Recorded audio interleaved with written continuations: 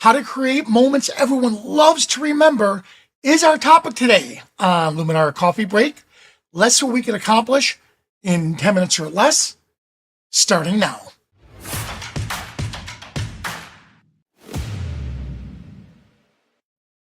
Hello, everyone. Good morning, good afternoon, good evening, wherever you guys are in the world. Our topic today, we're going to kind of shift gears a little bit and talk more about the art of photography.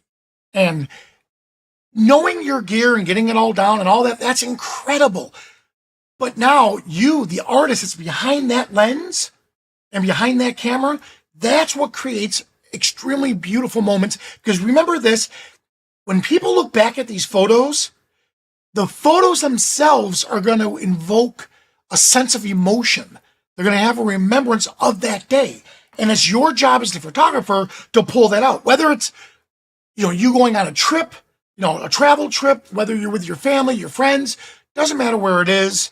You look at those photos and it's going to evoke an emotion. All right. So let me show you an example. I'm going to use a photo shoot I did for the Ronald McDonald House.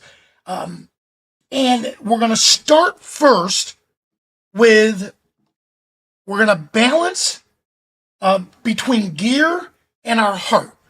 So it's a tight balance between our gear and our heart. So for this particular shoot, what I wanted to make sure I did was I wanted to capture these volunteers. So the whole concept behind it is them thanking the volunteers. Ronald McDonald House, along with the Arnold Palmer House, wanted to thank the volunteers. Well, this is where you have to remember, I'm photographing inside a really, really poorly lit area. So this is where it's extremely important that you know your gear so it becomes invisible. In this case here, I did use the Rick Freeman's law that we helped create, expose to the element you can't control. So the Rick Freeman's law, or the Freeman law of exposure. Expose to the element you can't control. So in this case here, before I even got Ronald in there, before I got one of the volunteers in, I just took a shot of the background, exposed for that. Now the background looks beautiful. So I wish I had that image to show you. Took a shot, got the exposure, background looks beautiful. Now if I put the subject into this scene, the background's going to look beautiful. Subject is going to look dark and underexposed. Now we have to introduce another element, our flash. Well, how much flash do I use? Well, here's the easiest thing to do. Just set that flash. And like this, I would rather use off-camera flash to where the camera, the flash is behind me. Since I'm not with an assistant, I have to balance all of this on my own. So yes, I used an on-camera flash, slightly elevated up, put a little diffuser in front of that flash. So it softened it just a bit and spread the light out. Easiest thing to do is put it into TTL. And the TTL for Nikon is through the lens. For Canon, they call it something a little bit different. What you're doing is you're putting it in auto mode. Just like you could with your camera, where you can put your camera in auto mode. Put it in auto mode and let it figure out light to subject distance and the power of the light. The two key elements of exposure that are hidden that people don't think about. You already know exposure, you already know f-stop, shutter, ISO, you already know that. Light to subject distance and the power of the light are the two hidden variables when it comes to flash photography. So you don't get overwhelmed. Just pop that flash up just a little bit towards on an angle, put a diffuser in front of it, stick it in TTL through the lens, let it figure out, like I said, that light to subject distance to the power of the light. You as the artist, now take that shot. If it's too bright, flash compensation, -1, or you bring it down a little bit and you're overriding that TTL. If it's not bright enough, you increase it just a touch. So do you see how knowing your gear is essential? That's the key. Know it, feel comfortable with it. Don't experiment with it while you're there at an event like this. Unless you got all the shots you needed, then if you're bored, experiment. But know your gear inside and out. Now, we have that set. Well, I had to come up with a theme. This is where the second part. We talked about know our gear. Sorry, let me get to it. There we go. Now what we're going to do is we're going to balance our emotion, with the engagement with our subject. So we want to get that emotional connection and the emotional engagement with our subject. And here I decided, okay, volunteers, let's start with Ronald. Heart. Why? Well, they kept mentioning they love their volunteers. They love them. That's the theme I went with. So I went with heart, emotion. What can we do in a case like this? Let's say if this were an anniversary, a 50th wedding anniversary, there's that heart again. But at that moment, I may have people kissing each other on the cheek. I may do something like that where the emotion, or they're hugging each other. And then later when you put together the slideshow, there's a common theme. So notice the theme I did here. Ronald went around with me the entire time. And with each of the volunteers, see, I started doing the thumbs up. Ronald did the thumbs up. Didn't like it. I didn't look at it. It's not there. So that's where I said, hey, I have an idea. Let's use the heart. He was so good for it. Now, I'm showing you the volunteers. Ronald went around with each of the volunteers. And let me get to it. Let's see. Here we go. Yep. And so I had Ronald going around because they all wanted images. It was a gambling casino, whatever it was, the night. There we go. And here comes Ronald. Look, touching, emotion. He's holding hands. So we're building on that theme. He's hugging. Notice we're coming around. You love that thumbs up. But again, I'm not going to stop him.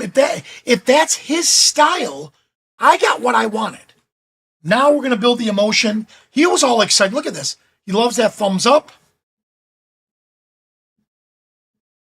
So I mixed his with what I wanted. So notice again, the volunteers all wanted images with Ronald. Look at the emotion. Let's see, I know I did the hearts with him. Oh yeah, you saw it a little bit earlier. Let's see. Oh, here we go. Yep.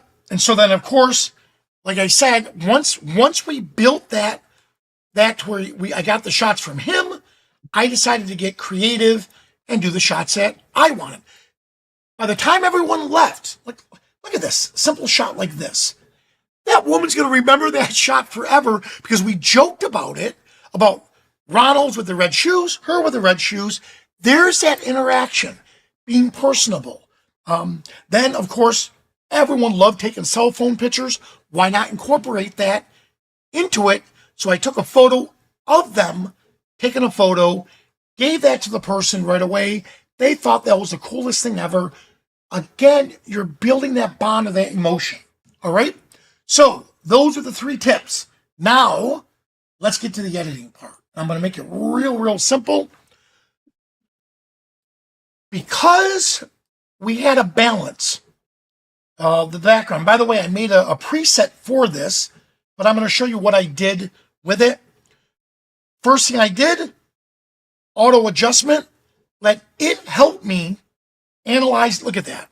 It helped me analyze the image, brought it out. We went from this, where you could definitely tell there was a flash involved, to this, towards balancing it better. Now, I think it's a little heavy-handed on the shadows, so I'm going to bring it down a little bit and enrich the black tones.